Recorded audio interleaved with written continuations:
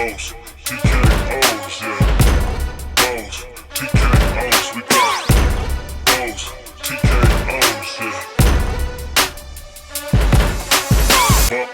Bows, TKOs, we got bows, TKOs, yeah. Bows, TKOs. Bows and TKOs. We are live, episode 98, coming at you on this beautiful Wednesday evening from the Valley. I'm your host, Shane Gillette, for your weekly MMA podcast, streaming anywhere you listen to podcasts or videos on YouTube. And what a show we have today. Dana White making the MMA fans really proud with all the fight announcements yesterday. A guy that's typically on MMA Twitter, or X we should call it, and have a group MMA chat, kind of a betting chat as well. I mean, everyone acts like the UFC is just epically failing, that, you know, the sky is falling, it's a watered down sport, there's no big fights coming up. You knew that DDP was going to fight Kamzat. We knew that Ilya would be fighting. We didn't know what the situation was. Probably Islam going up. We knew that there would be some other big fight announcements. He's still confident that he thinks he'll get the John Jones fight going. And I'm not going to bet against him. But we do have an awesome now summer slate of fights. The summers are always great. The UFC going back to Chi-Town. Now that I have a work territory there, we'll definitely be going to see that in person. My first UFC live since UFC 299 in Miami. So yeah, lots of exciting stuff from the new fight standpoint. We will recap UFC 315, and then we will preview the Apex card this weekend before we have a week off on next week's podcast. Since we'll be only recapping the Apex event, we'll talk a little bit about the upcoming schedule, what's going on, maybe do some hypothetical fight matchmaking as well. But let's jump right in. We got Paulo Costa announced against Roman Kopylov, UFC 317. I saw that it was rumored, but I never announce these fights until they're official because there's so many things that could go into it. Also on UFC 317, this is International Fight Week, end of June in Las Vegas. Well, first off, the Paulo Costa-Roman Kopylov fight's an absolute banger. I can't wait to see that fight. Great matchmaking. And this was originally booked. Not surprised this is rebooked. We get Beneil Dariush and Renato Moicano. Great grappling striker affair. For the UFC 317 co-main and the flyweight championship, we do get Alexandre Pantoja and Kai Kara France as I expected. And then the interim lightweight championship will be Ilia Topuria, Charles Do Bronx Oliveira for the vacant UFC 317 title. It is official. Not announced date-wise that Islam will be moving up to welterweight to fight Jack Della Maddalena in his quest to be a double champion. And I'm really excited for the Ilia Topuria-Charles Oliveira fight. Ilya's opened up as a pretty big favorite. I think that is much warranted.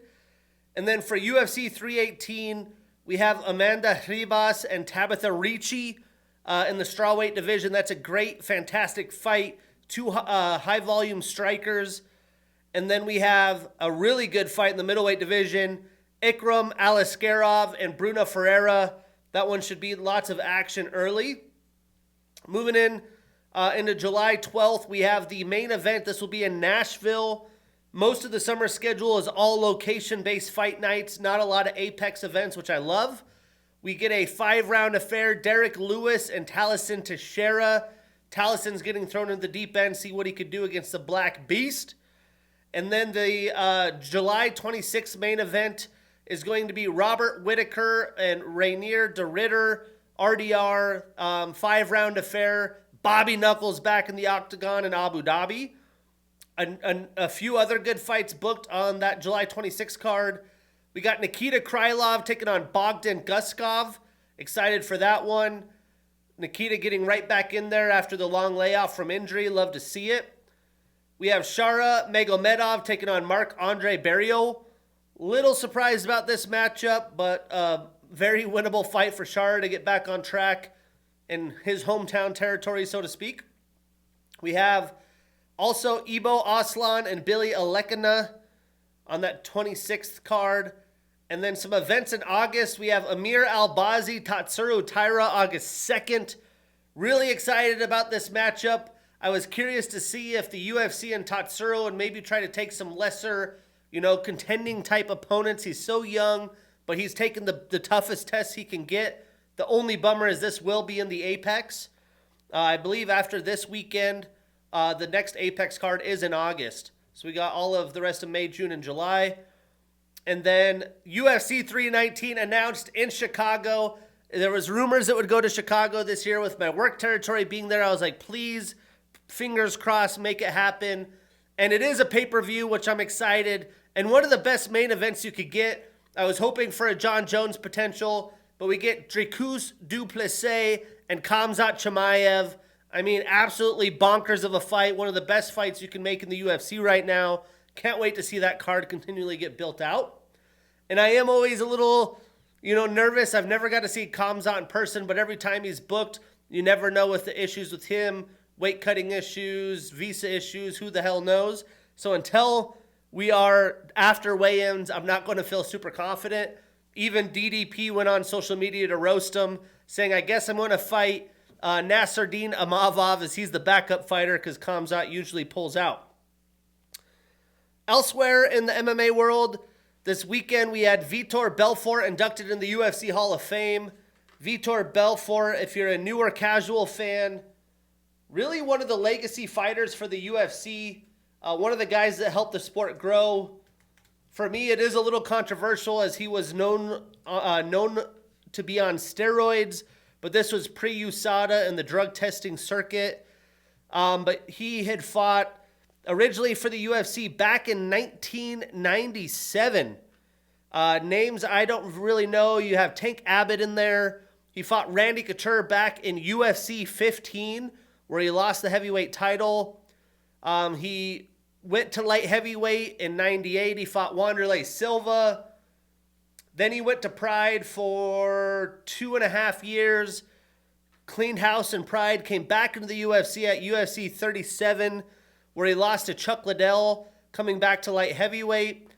Got a rematch against Randy Couture for the light heavyweight championship in 2004 at UFC 46.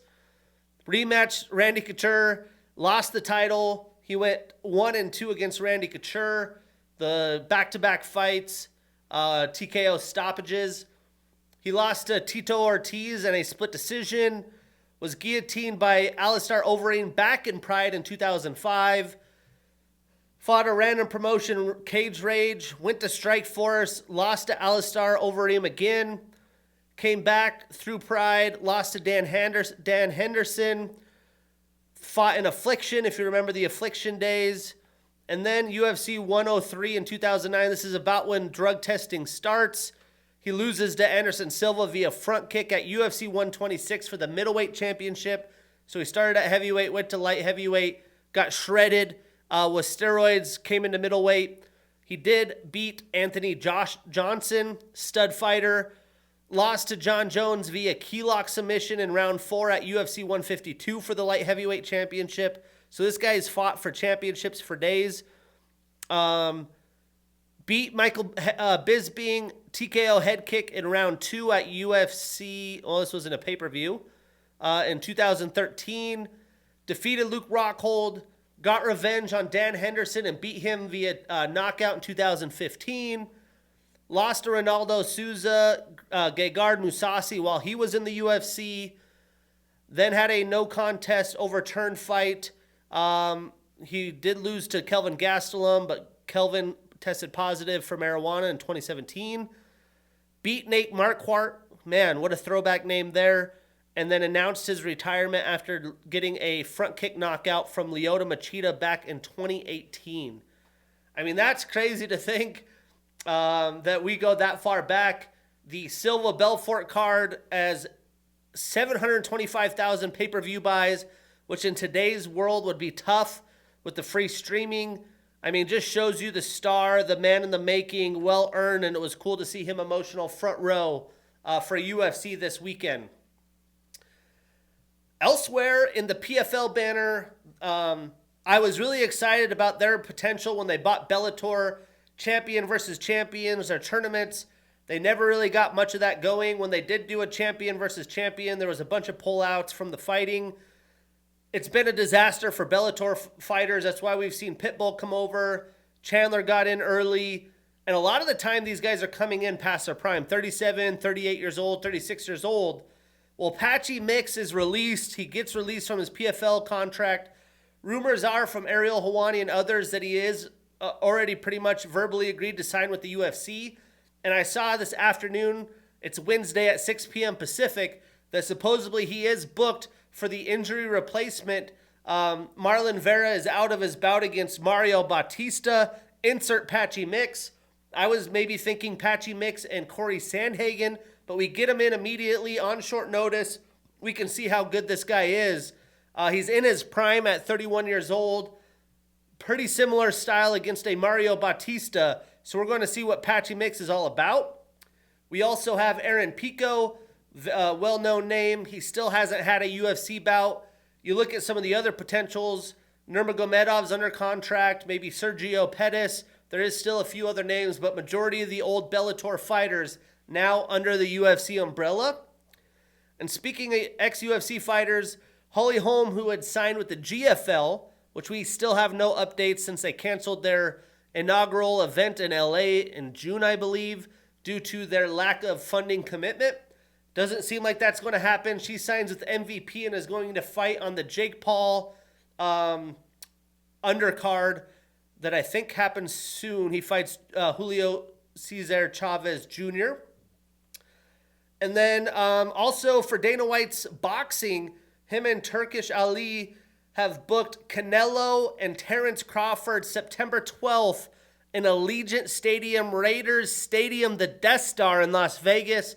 Holy shit, what an event that's going to be. Dana White's coming to boxing. We will see the best fight the best. They will pay up for it under Turkish's money. Hopefully boxing could be turned around a little bit. They did have the big event in Madison Square Garden for free. It looks like not many fans showed up. I didn't even watch the bouts. It didn't seem like the boxing turned out very well. Some of their bigger names didn't perform. So hopefully a big event like Canelo and Terrence Crawford can make that happen. In my opinion, one of the better bouts that could happen in boxing and has for quite some time. But let's talk UFC 315. Again, the Twitter warriors, the new era fans, the everyone that's got the betting handles and wants to talk MMA. I am confident in what I am saying. I've watched the sport since day one. Since I was a kid, I've wrestled. I trained jiu-jitsu, thinking about joining a MMA gym because it's close to my house, because my jiu-jitsu gym's further and more expensive, so I could work on striking, try to speak more technical to you viewers. But the reason I bring that up is everyone was talking about how trash this card is. I would never pay for this pay-per-view. It's not going to deliver. And in my mind, I'm thinking back in Edmonton, this place is going to go nuts. This should deliver. The matchmaking's great. Maybe it doesn't have the big names, the Kamzats, the DDPs, the Alex Pereira, so on and so forth. And the fucking card delivered. My picks did not, but I am okay with that. I went 5-7 on the evening.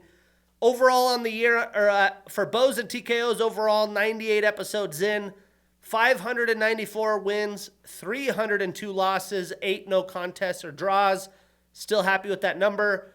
On the year, 110 wins, 61 losses, 1 no contest or draw.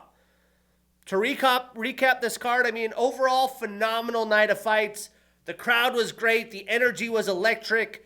The early prelims kicked off with some violence and action to get the people there fired up. The crowd probably got there more towards the regular prelims. But the people that weren't there for the Canadian fighters in the prelims, Canada superstars showed out. Mike Malott and Jasmine, Jasudavicius. They tore the roof off the building.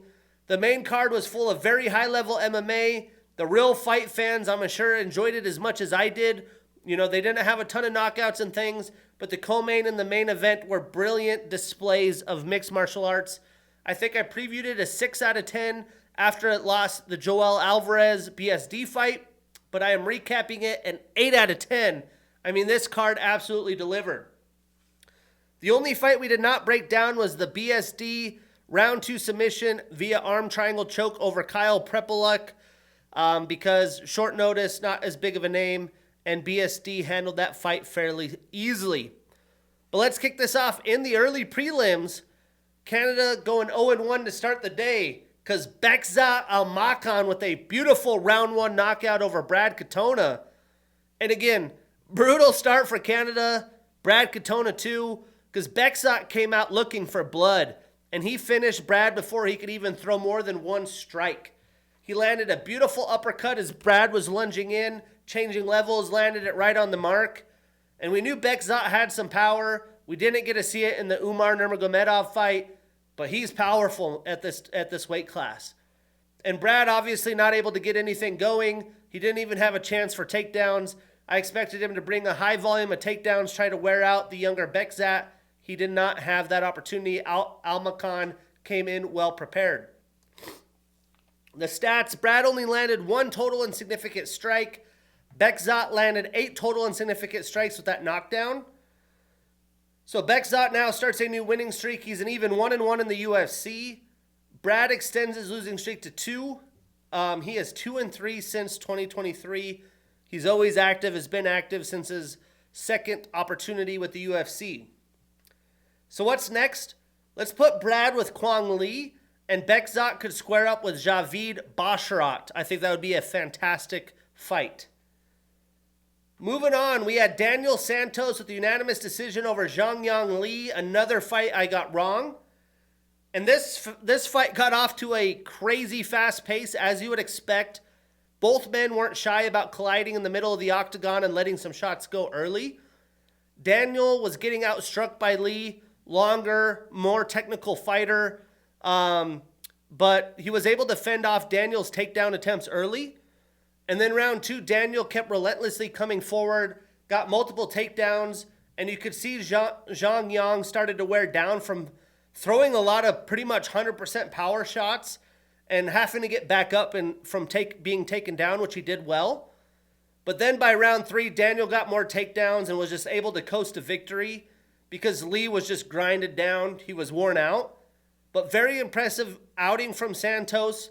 You know, he's fighting in the bantamweight class for the first time. He had not fought in over a year. And I thought his cardio looked better than ever, especially for a somewhat short notice fight. I think he's going to have to consider staying in the featherweight division because he's usually fighting at bantamweight. He fought Jeongyeong Lee at featherweight, I think that's the right weight class for him. Statistically, Daniel landed 119 total strikes, 90 of them significant. He had 6 takedowns and 18 attempts, so just a third. But, 18 attempts and 6 minutes and 6 seconds of control time. Insane output. Lee himself landed 107 total strikes, 68 of them significant. So you got the early knockout, a great fight in the early prelims. So now Daniel extends that winning streak to 3, and Lee extends his losing streak to 2. Where do these guys go next? I would love to see Jeongyeong and Sungwoo Choi. I think that's the fight to make. And for Daniel, how about the up-and-coming Jose Delgado? I'm going to just book him in the featherweight division. I think he stays there. Then we had Canadians Marc-Andre Barriault with a round 1 knockout over Bruno Silva. Performance of the night, 50 Gs. And again, this is still in the early prelims. And before Marc even got to the octagon on his walkout, he got a huge roar from the crowd, and he delivered with some quick violence, man. He pressured Bruno forward, had him up against the cage, and just landed a nasty, violent elbow. Bows and TKO's special. It put Bruno completely out, and looking at the reviews, it looked like he actually dented Bruno's skull. And on a more serious note, this was a pretty scary scene. He was stretchered out of the octagon after telling the medical staff he had neck pain. He was awake. He could move all of his limbs. He went to the hospital immediately.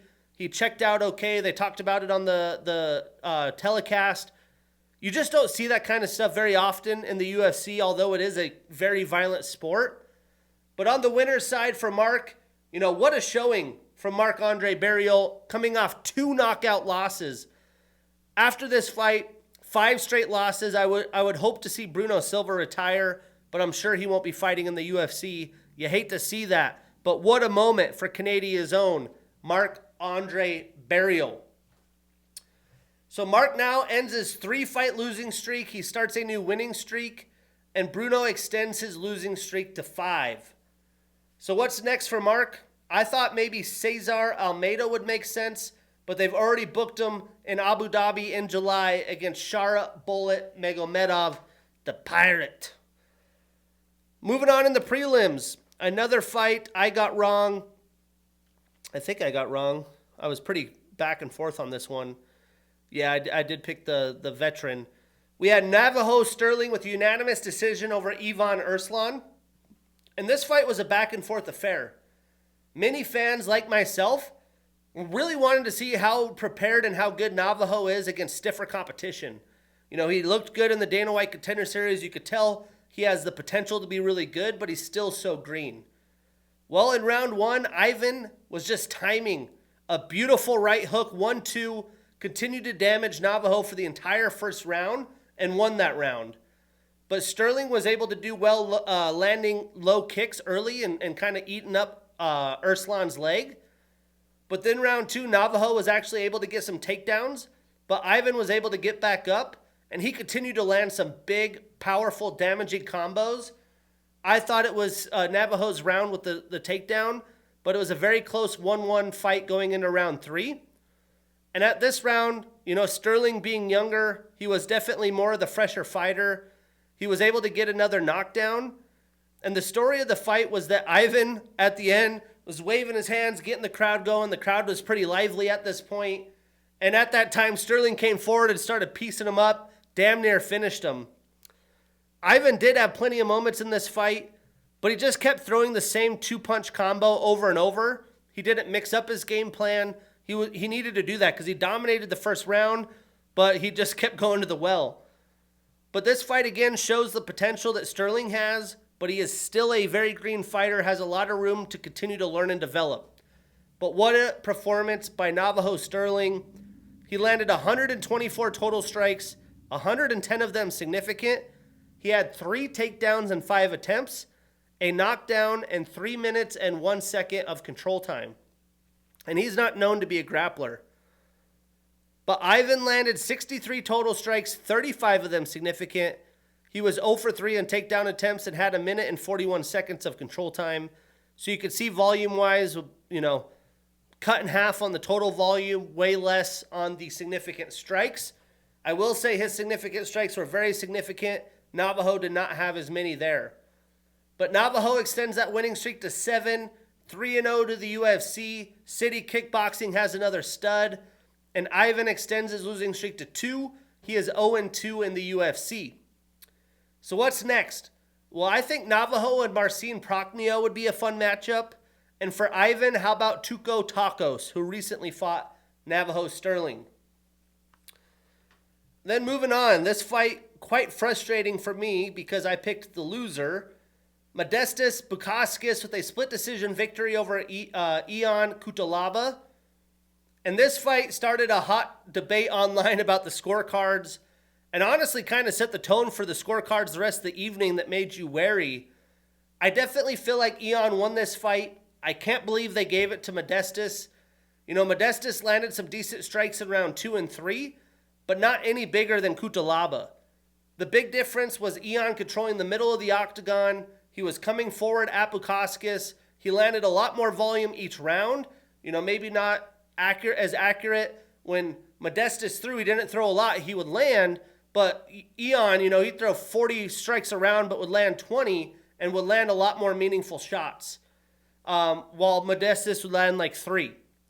Not only was Modestas' victory a robbery, in my opinion, but one judge scored it 30-27 to Bukauskas. And to make the scorecard issue even more weird, a judge also scored it 30-27 Ion Cutelaba. So it's just like, just shows you the scoring issue in MMA today, not just the UFC, across all the promotions. I could see a world where you give maybe Modestas around like round 3, but Jesus, I mean, this was bad. I actually had it 30-27 Cutelaba, so terrible night on the scorecards. And you got to feel for Ian. You know, he's been in the UFC for a long time. He's hitting his stride, stacking up some wins. A loss here really sets you back. And the stats speak for that. Modestas landed 52 total strikes, 44 of them significant. He had 1 minute and 26 seconds of control time. And Ian landed 121 total, so more than doubled, 70 more strikes, 58 of them significant, 14 more significant. He was 0 for 4 in takedown attempts, but had 2 minutes and 21 seconds of control time, so an additional minute of control time as well. And again, with where these guys are in the middle of their primes, more at the back half, it really puts them in a bad place. You got to feel for Ian. Hopefully this doesn't hurt his stock too much.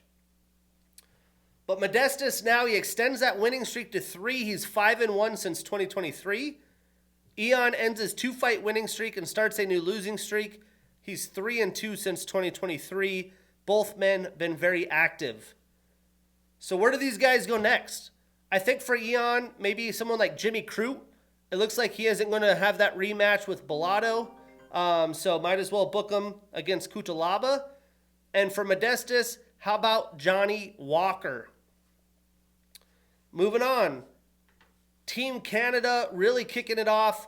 We had Jasmine Jasudavicius with a round 1 submission via rear naked choke over Jessica Andrade. Performance of the night, 50 G's for Jasmine. And I mean, Jasmine has been on a tear, but I didn't expect her to easily just walk through Jessica Andrade. Jessica said before the fight it's going to take a truck to take her down. Well, Jasmine must be a Mack truck, because when she finally closed the distance, she got deep on a shot, picked Andrade up and slammed her down, and was able to make slight work of her once she got to the ground. She was able to find a way to her back, get a rear naked choke within the round, and Montreal went bonkers. Again, I feel like Jessica is much more well-suited in the strawweight division, and this proves it even more. What a showing by Jasmine Jasudavicius. And the stats, Jessica only landed 4 total and significant. Jasmine landed 27 total, 11 of them significant. She had 1 takedown and 2 attempts, a submission attempt, and 1 minute and 12 seconds of control time. So Jasmine now extends her winning streak to 5. She's 7-1 since 2023, one of the more active fighters in the past, 4 years. She moves up 3 spots in the rankings to number 6. And Jessica extends her losing streak to 2. She's an active fighter as well. She's 3-5 since 2023, fighting in 2 weight classes. And she moves down 2 spots in the rankings to number 9. That's in the strawweight rankings, or the flyweight rankings. She's also ranked in the strawweight rankings. But what's next? I think the next fight is going to be Jasmine and Alexa Grasso, which will be a fun matchup. And for Jessica, I'm going to put her back down in the strawweight division against Yasmin Lucindo. But Canada kept rolling, man. Mike Malott with a round 2 knockout over Charles Radtke.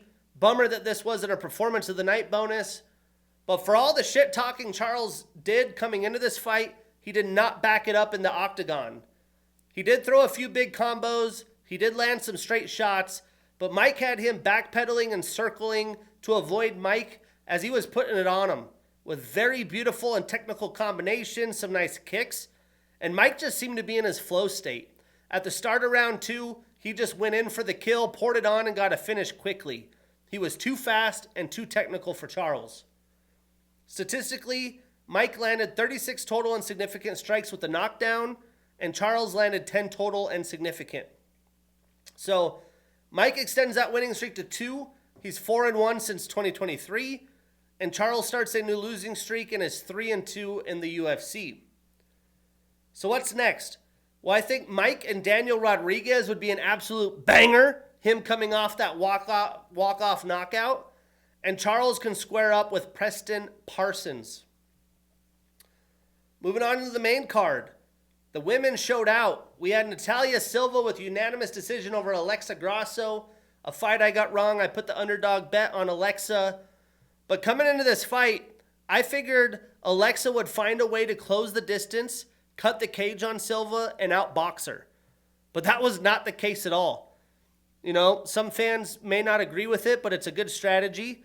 Natalia, with her cardio and speed, circled, was on her bike all night. Then she would stomp or set her foot and just sit at kickboxing range. She landed plenty of kicks, that beautiful side kick right to the face of Alexa, and she used her speed to get in and out. Get in, get out, move, get in, get out. Alexa couldn't find a spot to cut her off.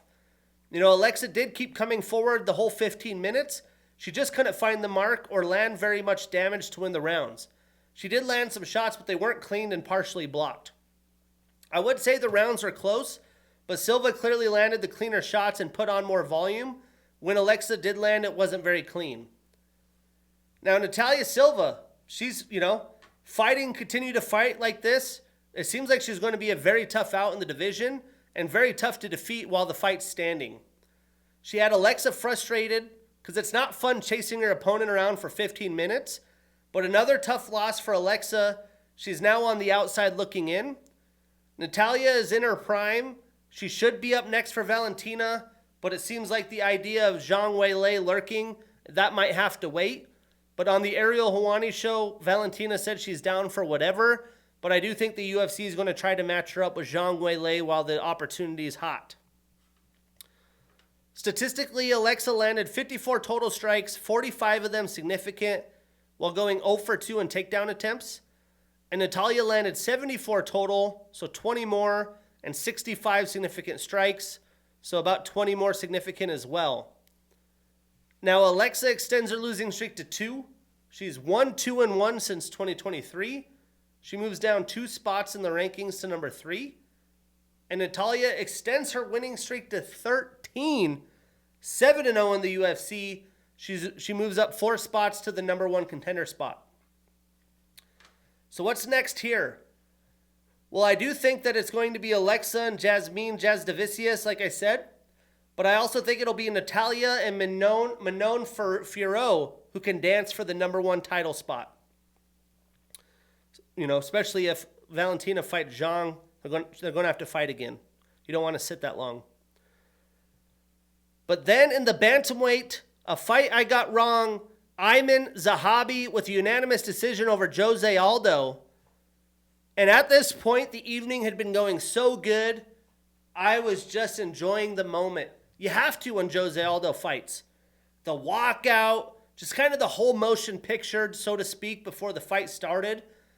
But to be honest, what we saw from the Canadian fan base and Aiemann, just pure heart, pure grit, toughness, and determination. And you got to respect Aiemann for his performance. He even had to deal with the weight cutting fiasco that happened. He had pretty much cut weight to the 136 point, but then Jose Aldo said he couldn't cut weight, so they fought at a featherweight catch weight bout, which Zahabi had a big disadvantage there. But once the fight started, I did score the fight round 1 and round 2 to Jose Aldo. I can understand the idea of Aiemann winning round 2 because he was continuing to come forward. He owned the final probably 3 minutes, but Aldo put it on him at the start of the round 2, and I thought inflicted more damage than Zahabi. Both rounds were close volume-wise, but I did think Aldo was landing a lot bigger and more clean strikes. Zahabi would kind of land a decent lower kick, maybe one punch circling, and Aldo was just coming in with some ripping combos, and they would land.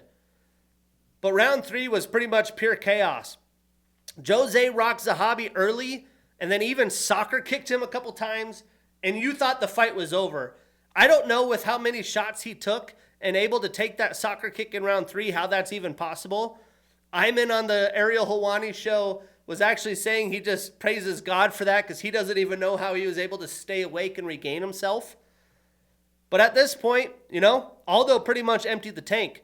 It was a grueling second round. Round 3, he emptied the tank trying to go for the finish, and you could see it. When I'm saying the tank was empty, it was empty. Basically, Zahabi took him down, controlled the final 4 minutes. It was a hard fight to score the round, too, because it's like the number 1 indicator is damage. He had him pretty much finished, and Zahabi just controlled him on top, didn't do a lot with it. Jose was just kind of clenching on and holding on for life. But again, I did think Jose had a lot more damage and landed more volume, but Zahabi did have the control time and had some decent volume himself. For me, as a pure fight fan, you hate to see Aldo go out that way. He announced that he's going to retire. He talked about the weight cut being too much. He wanted to come back and potentially win at bantamweight, then go back to featherweight. It didn't play out the way he wanted. I don't think the UFC did him any favors with the matchmaking. 2 grapplers in Merab and Mario Batista. He talked about how frustrated he was in the Batista fight. But I'm very bummed we do not get to watch him fight again. I've gained so much respect for Aiemann Zahabi, though, after hearing that Helwani interview on Monday. I'm not a Aiemann Zahabi, educated person, but we have to give him the credit he deserves.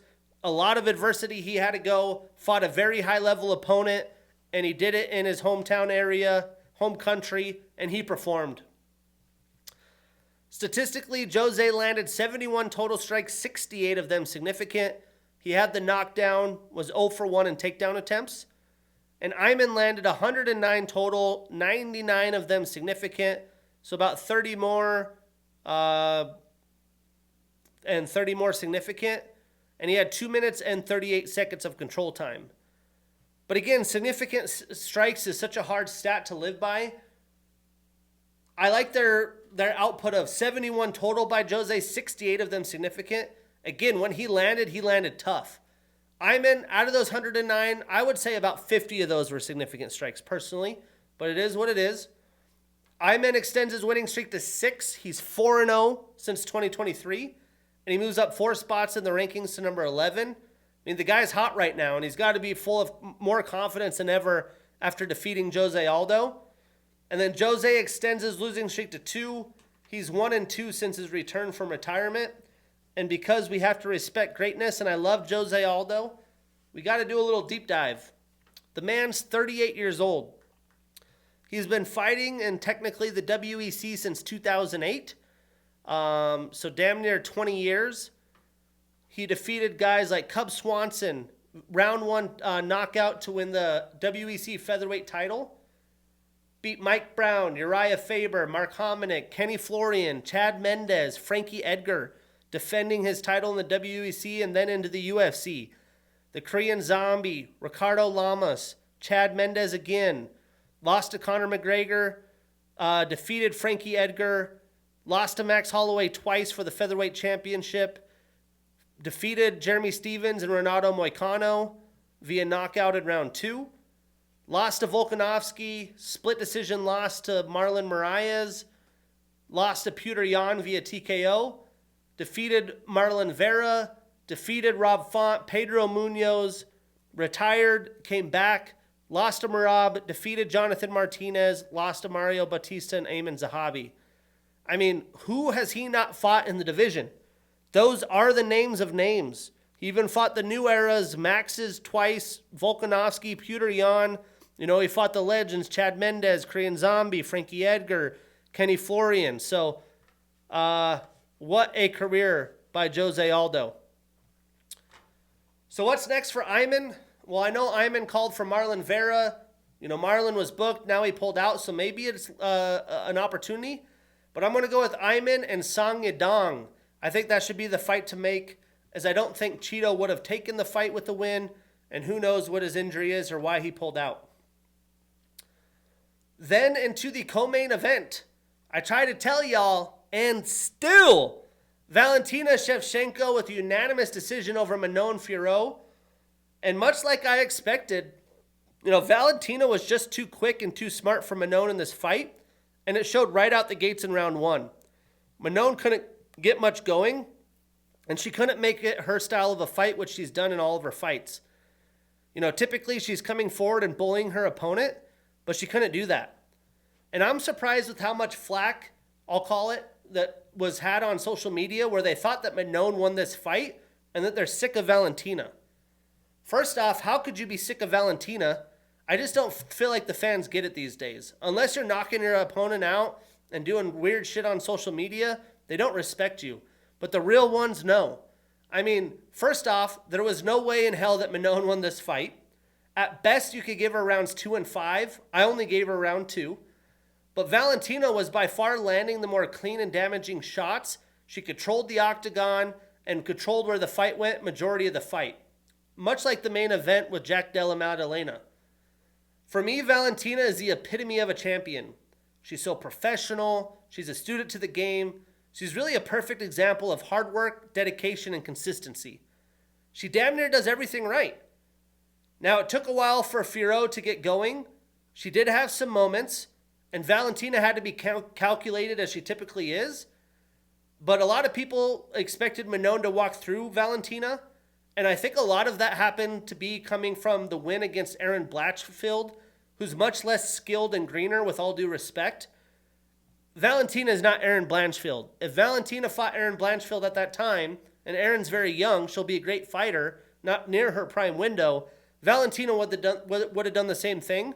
I would have liked to think Valentina could have got a finish against Erin Blanchfield. But what I love about Valentina, I picked her against Alexa Grasso the first time. She didn't do it. I picked her the second time. She didn't do it. I picked Alexa the third time. She proved me wrong. She added to her game. And in my mind, I'm like, how can she perform at another step up? To be honest with you, I can't remember a fight where Valentina was so precise and able to time big, powerful, damaging strikes over the course of a fight. I mean, she was on point. Manon is quite a fighter. It's a bummer she got to the UFC so late. She missed her prime window. This is her first time fighting for a title at 35 years old, which for women, I feel like that's a lot later in your career than the men. Manon is so big and powerful for the weight class. She was able to defend takedowns from Valentina for the most part, and although not very successfully, was able to get a takedown of her own.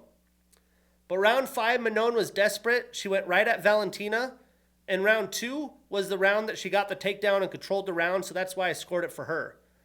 But even in those rounds, you could debate that Valentina was controlling the round the rest of the time, much like Zahabi for a majority of it, and landing the more damaging strikes, which is, again, the number one scoring indicator these days.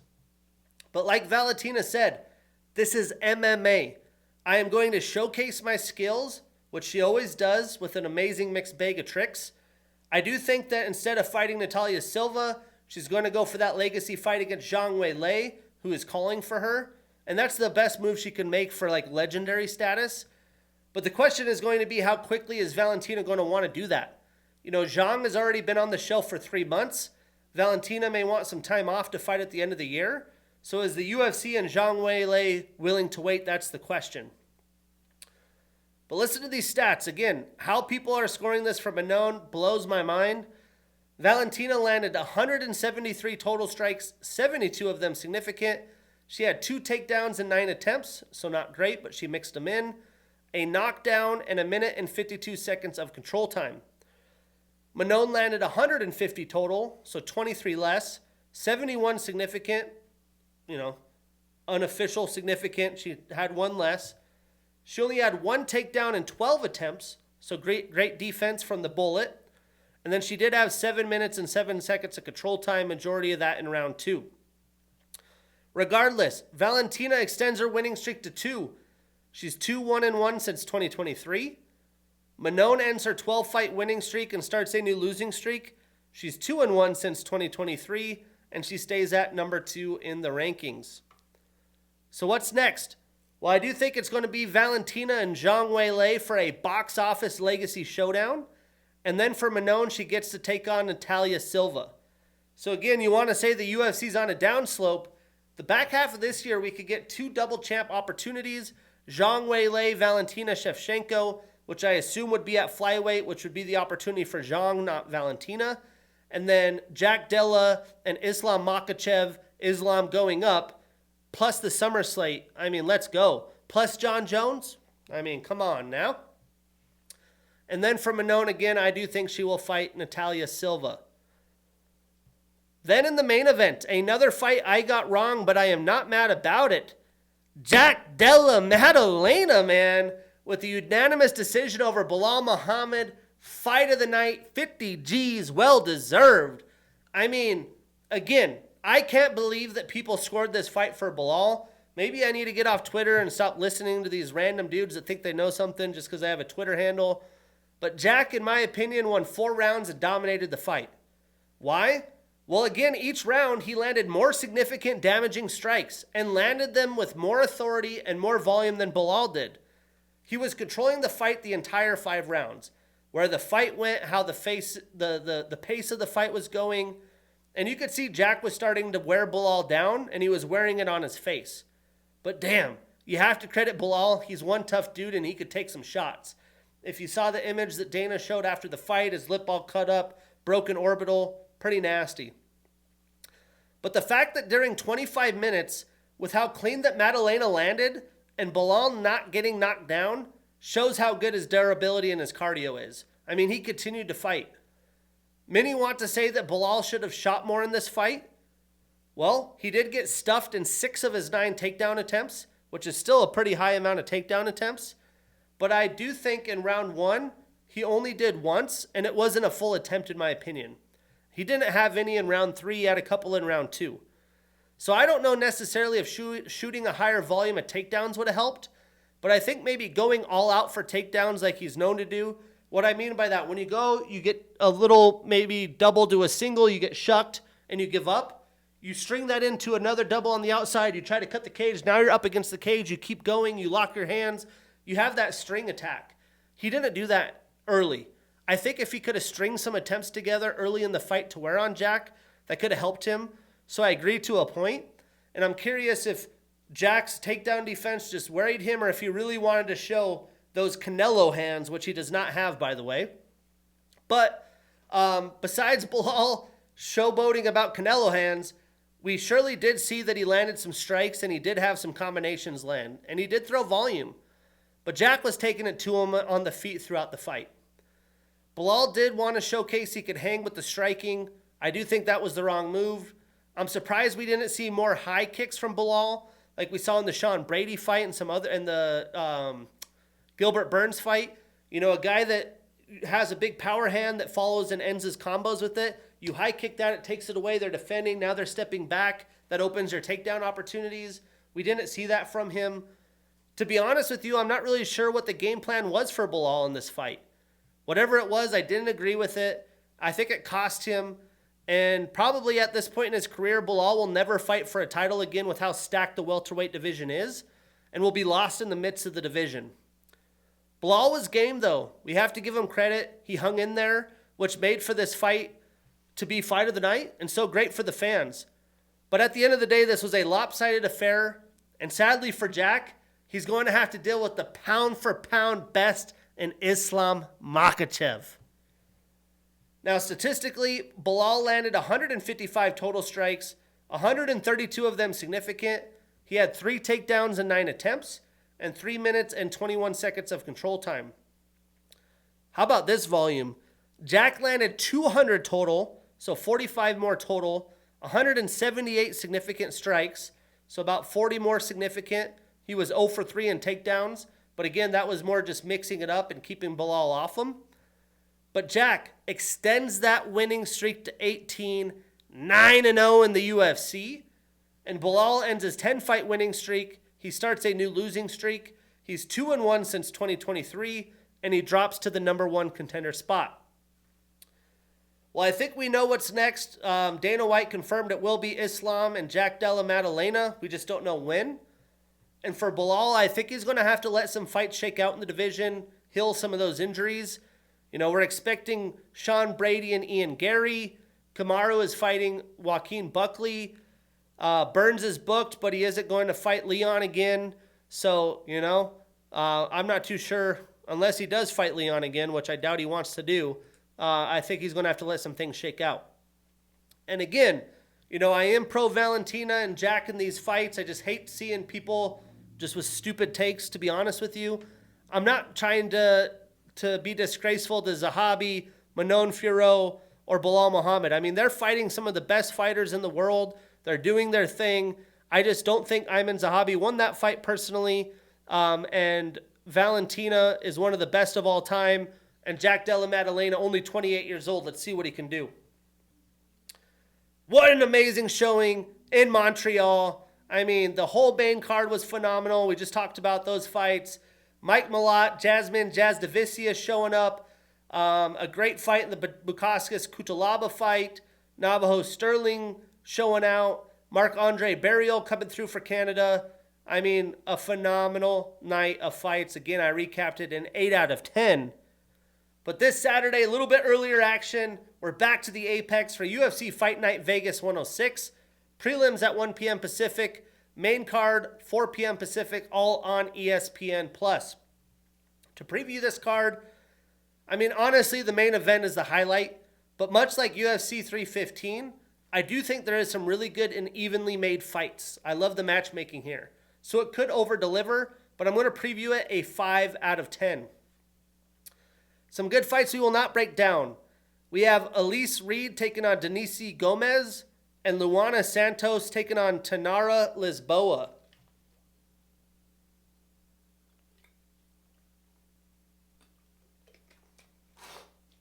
But let's kick this off in the prelims.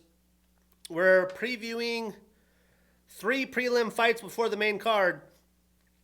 We got Tisha, the Tiny Tornado Pennington, 35 years old with a 14-7 record and the number 13 next to her name, taking on Luana Pinheiro, 31 years old with an 11-4 record and the number 14 next to her name. So a top 15 affair here.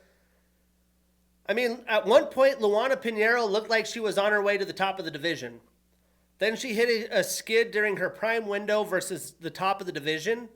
She's still only 31, but she's getting a veteran who has been a tough out since the beginning of women's UFC.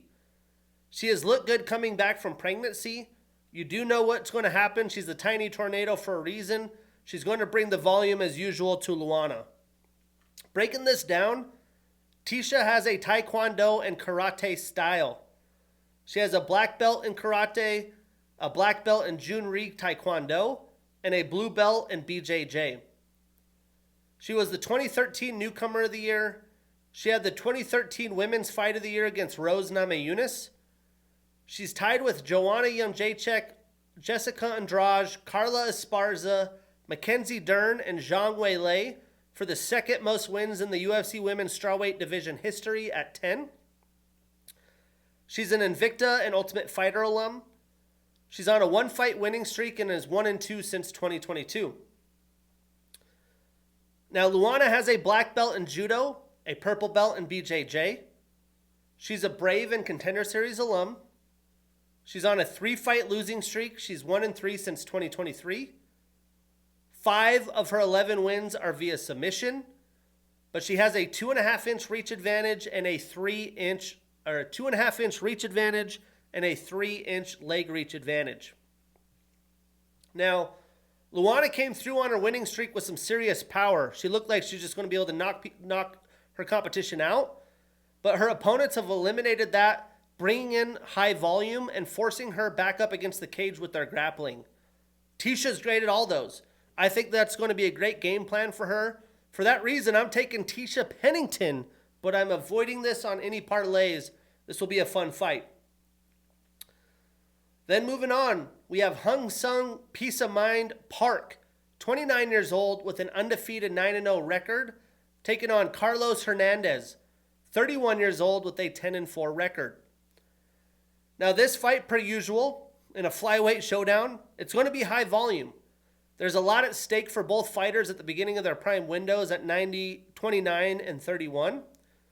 I do think a loss here for Carlos would definitely set him back in the division, so it's a big fight for him. Breaking it down, Hyung Sung is a Road to the UFC alum. He's on a 9-fight winning streak, 3-0 in the UFC. 4 of his 9 wins are via submission, 4 via knockout, so 8 of his 9 wins are via finish. Now, Carlos trains out of Valley Flow Striking. That's Belal's team.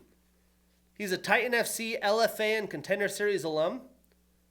He's on a 1-fight winning streak and is 2-3 since 2023. 4 of his 10 wins are via submission. Now, Carlos has been thrown in versus a ton of good young up-and-comers in the division. And they put him right back at it against Park, but this will be Park's stiffest test yet.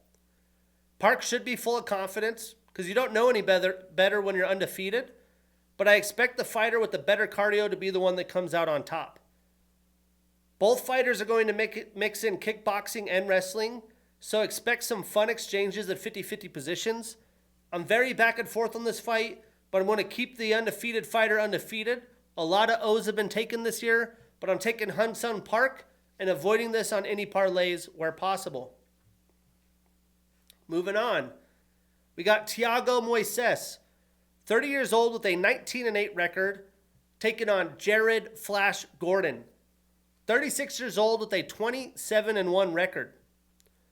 Now, it's almost been a year since we've seen Jared, who lost a very close split decision in June of last year against Nasrat Haparis. And Thiago has been fighting in the UFC since 2018. He's just now hitting his prime at 30 years old, and it's starting to show. He's 3-2 since 2023 and has been fighting some of the best in the deepest division in the UFC. Breaking this down, Thiago actually now is training out of Fight Nerds back home in Brazil. He used to train at American Top Team. He has a black belt in BJJ. He's an RFA alum and former champion with 2 title defenses. He's also an LFA and Contender Series alum. He's on a 1-fight winning streak and is 3-2 since 2023. 8 of his 19 wins are via submission. Now, Jared trains out of Killcliff FC. He has a black belt in BJJ. He's a Cage Fury alum and former champion. He's on a 1-fight losing streak. He's 1-1-1 since 2023. 7 of his 20 wins are via knockout, and 4 of his 7 losses are also via knockout. So to knock out or be knocked out.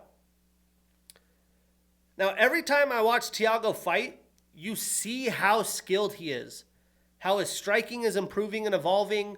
You know, if he can mix it all together and stick to his game plan and fight his fight, he's going to be very tough to deal with during his prime. Jared is a workhorse. He fights to very close decisions a lot of the time, but has a ton of heart and grit. I just don't think that'll be enough versus the younger, uber-talented Moises. For that reason, I'm taking Thiago Moises. We are putting him on that parlay. We marking that ish down, and we getting that bread. Moving on to the main card. We got Melquizil Melkathi Costa, 28 years old with a 23-7 record, taking on Julian Juicy J. Arosa, 35 years old with a 31-12 record. I mean, man, Melquizil has had a great year already, getting 2 very impressive wins, and by far looks the best that we've seen out of him as he nears his prime. Julian is coming off a dominant victory versus an older veteran, Darren Elkins, and he's strung together some first-round finishes, majority of them via guillotine. Breaking this down, Melquizil trains out of Shootbox. He's a Titan FC and LFA alum. 8 of his 23 wins are via submission, 7 via knockout, so 15 of his 23 wins via finish. And Julian trains out of Extreme Couture. He's a King of the Cage, Ultimate Fighter, Cage Warriors, and Contender Series alum. He's on a 3-fight winning streak, 3-1 since 2023. 14 of his 31 wins are via submission, 12 via knockout, so 25 of his 31 wins come via finish, and 7 of his 11 losses are via knockout. He also has a 3.5-inch reach advantage. Now, like their stats say to their finishes, I mean, both of these fighters are well-rounded. They aren't afraid to take the fight to the mat. I think they are both very evenly matched wherever the fight goes. Julian has the length advantage, but I believe that Costa has the power advantage, as Julian hasn't had a knockout finish since his Dana White Contender Series fight, besides a flying knee and obviously beating up the older Darren Elkins recently. But Costa has showcased some very impressive volume and cardio of late, and I think that's what wins him this fight. For that reason, I'm taking Melquizil Costa. I'm going to avoid him on any parlay where possible. You never know with Julian. He could catch a guillotine or do something crazy. Moving on, we got Nursultan Black Ruzaboev, 31 years old with a 35-9-2 record, taking on Dustin Stoltzfus, 33 years old with a 16-6 record. I'm really excited for this fight. This is going to be another action-packed fight between 2 men in their primes, 31 and 33, who are trying to get in the top 15 and stay there. You know, Dustin's really kind of had an up and down career of late.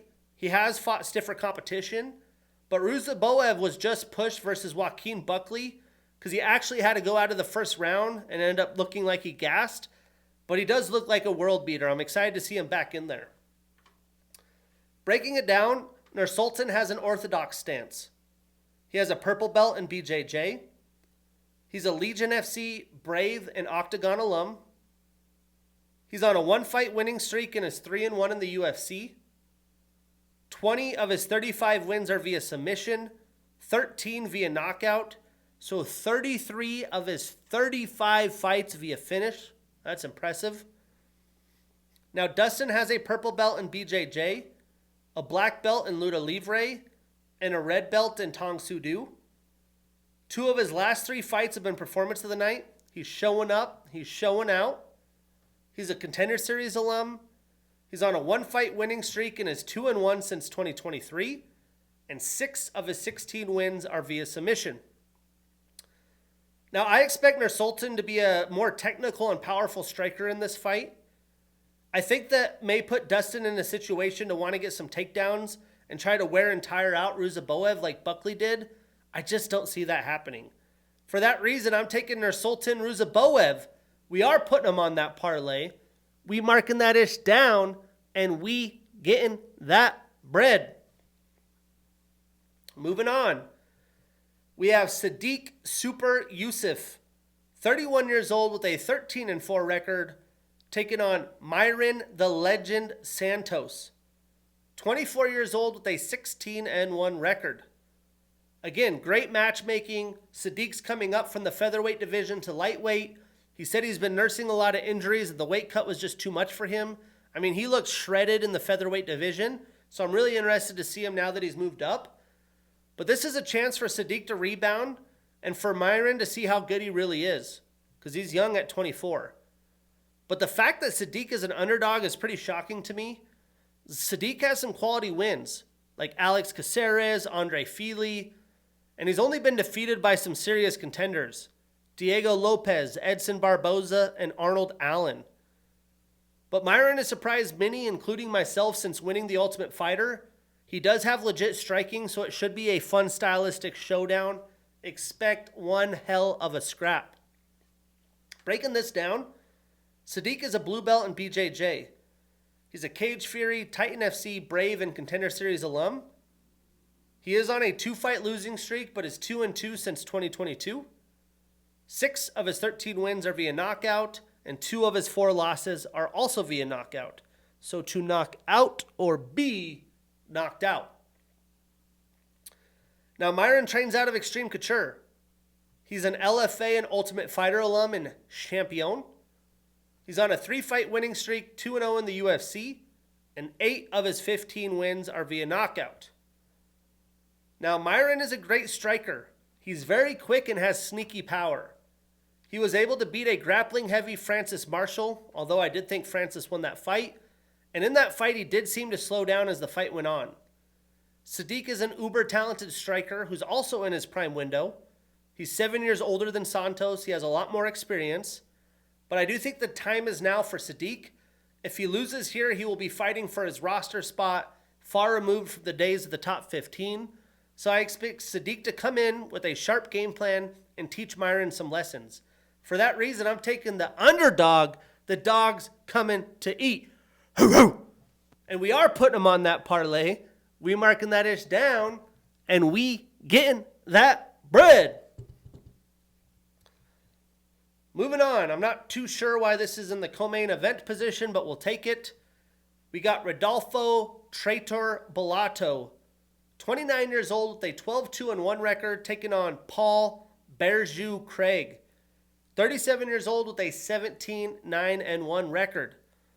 Interesting enough, I saw that Paul, during media, said that this is his last fight on his contract, and he feels like if he loses, he'll probably be done with the UFC. So a lot is on the line for him. And Rodolfo is coming off a draw against Jimmy Crute, which I thought he lost that fight, but has had a quick start to the UFC. And Paul is returning back to light heavyweight after a string of middleweight fights, which obviously didn't fare very well for him. I do think that Rodolfo will be the more durable and powerful striker, but I would expect Paul to come headhunting for the finish or trying to do weird stuff to take him down and get submissions. Breaking it down, Rodolfo is a future FC, LFA, and Contender Series 2-time alum. He's 2-0-1 in the UFC. 7 of his 12 wins are via knockout, 4 via submission, so 11 of his 12 wins have come via finish. And both of his losses are via knockout. Funny enough, both of them by Vitor Petrino, one before the UFC and one in the Contender Series. Now, Paul has a black belt in BJJ. He's tied with Kevin Holland for the second most performance of the night bonuses in UFC history at 8 of them things. He has the second most submission wins in light heavyweight history, which is 6, and he's behind Glover Teixeira. He has the most triangle submission wins in UFC history with 4, so 4 of his 6 submissions have been triangle chokes. He's on a 3-fight losing streak, 1-4 since 2023, so he was active at middleweight, although it didn't work very well. 13 of his 17 wins are via submission, and 5 of his 9 losses are via knockout. You never know what to expect with Paul Craig, but I do expect Rodolfo to be aggressive. If he isn't careful, Craig is a savvy veteran that could catch him, but I'm not betting on that. I'm taking Rodolfo Bellato, but I'm avoiding this on any parlays where possible. Moving on to the main event. Boy, I am hyped for this main event. We get to see what Gilbert Burns is all about. If you don't know, now you know. Let's see what he's got. We got Gilbert Dorino Burns, 38 years old, with a 22-8 record and the number 8 next to his name, taking on the young Michael Morales, 25 years old with an undefeated 17-0 record and the number 12 next to his name. Now, since I've seen Michael, I believe at the Contender Series, I was a big fan. I was like, this guy is going to be a problem in the division. But being an 800 or better favorite is downright disrespectful to Gilbert Burns, who had the current champion Jack Della Maddalena beat with 1 minute and 15 seconds left only a year ago. He's fought the best of the best, and Morales has the striking prowess and power, but he's not there yet. He's almost 26. He's still young. Michael's best opponent this far was Jake Matthews, and he went to a decision with him. I expect Michael to look to attack the legs of Gilbert because he has nasty and powerful kicks, and I expect Gilbert to be patient but mix in takedown attempts.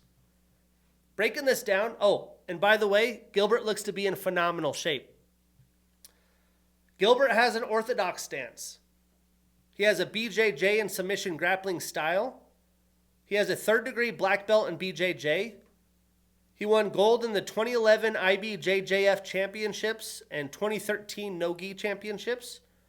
And he also won bronze in the 2015 ADCC Worlds, which is the top of the top.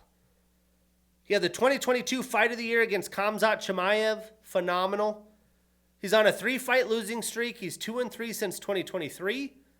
9 of his 22 wins are via submission, 6 via knockout, so 15 of his 22 wins via finish. Now, Michael trains out of Entrim Gym. He's a Contender Series alum. He's undefeated on a 17-fight winning streak, 6-0 in the UFC. 12 of his 17 wins are via knockout, and he does have an 8-inch reach advantage. Now, I know, Gilbert is almost 39 years old. He's been in a lot of wars, so I am worried about his chin a little bit. But again, he looks to be in amazing shape. He was just grappled to death in his last fight against Sean Brady. I don't expect Michael to shoot a bunch of takedowns just to try to find the kill shot. I do think that Gilbert's going to bring the fight and make sure that Michael has to earn it. He's going to try to wear him down, especially this being a main event. If this gets into rounds 4 and 5, it can really get interesting, as we haven't seen Morales go deep. So I think this fight is much closer than the odds suggest. It is hard to pick a guy who's almost 40 and coming off 3 straight losses, but I'm going for it. I'm taking the underdog. The dog's coming to eat. Hoo hoo. I'm taking Gilbert Burns, but I'm avoiding this on any parlays. I just got a feeling, man. I don't know what to say.